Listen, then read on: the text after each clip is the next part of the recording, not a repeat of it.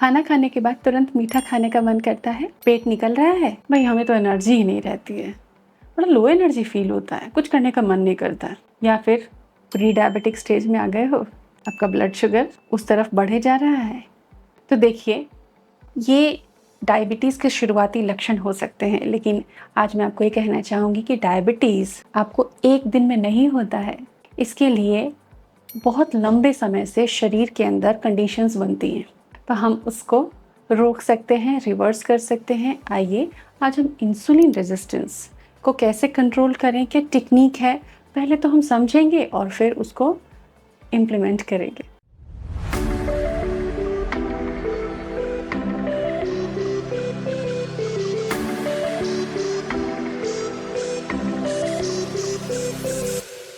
स्वागत है आप सभी का प्रेरणास डाइट क्लिनिक में। यहाँ पर हम थेरेपेटिक न्यूट्रिशन की बात करते हैं। फूड मेडिसिन की तरह से कैसे काम कर सकता है और डिजीज़ में, क्योर में और प्रिवेंशन में कैसे सपोर्ट कर सकता है, ये सीखते हैं।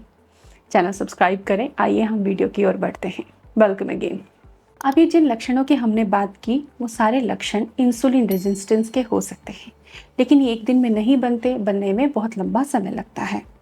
तब कहीं जाकर आपको डायबिटीज़ होती है। तो जब अगर ये लक्षण आपको दिख रहे हैं, तो आइए हम इस वीडियो को समझें ताकि खुद को ठीक कर सकें। क्लिनिकल स्टडीज़ कहती हैं कि जो इंसुलिन रेजिस्टेंस है वो मेटाबॉलिक डिसऑर्डर्स जैसे कि फैटी लिवर होना, पीसीओएस महिलाओं में होना, इन सभी मेटाबॉलिक इश्यूज़ का रूट कॉज होता है। तो आज के वीडियो में हम समझेंगे कि इंसुलिन क्या होता है, इंसुलिन रेजिस्टेंस कैसे बनता है आपके शरीर में और आप इसको कैसे कंट्रोल करोगे। कंप्लीट गाइड आपको मिलेगी, वीडियो को पूरा देखें।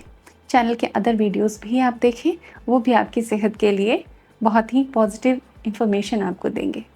हमारे पेट का जो ऊपरी हिस्सा है, जो सीने से टच होता है, वहाँ पर राइट साइड में लिवर है। लिवर से लगते हुए पेट के बीचों बीच पैनक्रियाज होता है और वो इंसुलिन नाम का हार्मोन रिलीज करता है, बनाता है। लेकिन इस इंसुलिन का काम क्या है?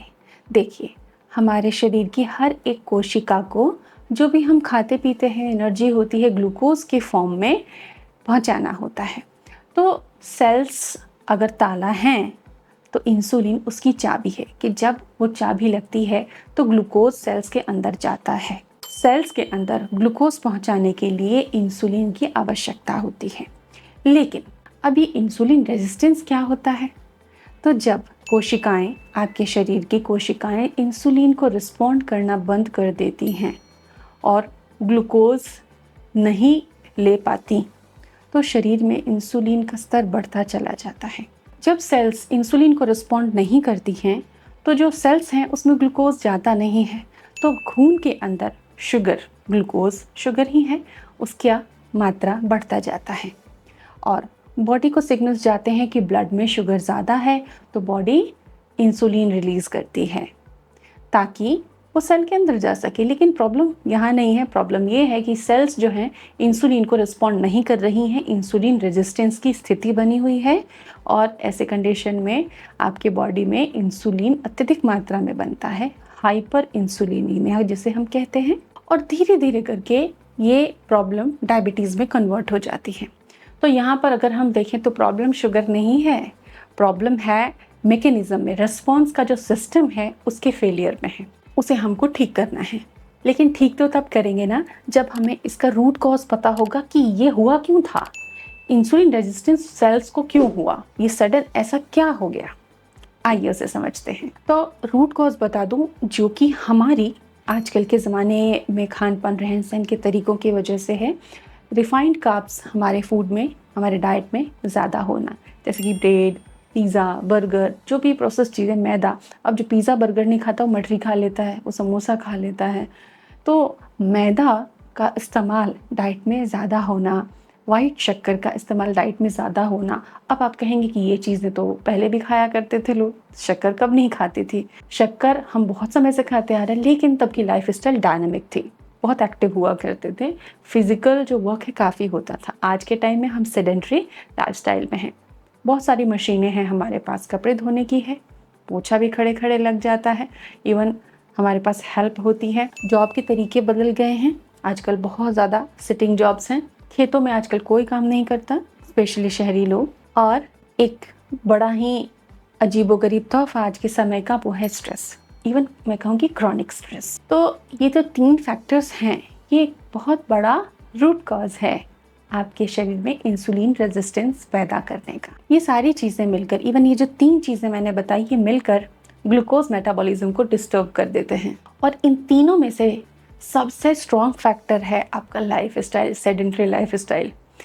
ये एक बहुत बड़ा ट्रिगर देता है जिसकी वजह से आप डायबिटीज़ की तरफ धकेल दिए जाते हैं। शायद अब आप समझे होंगे कि कैसे आपकी बॉडी में सिम्टम्स क्रिएट होते हैं।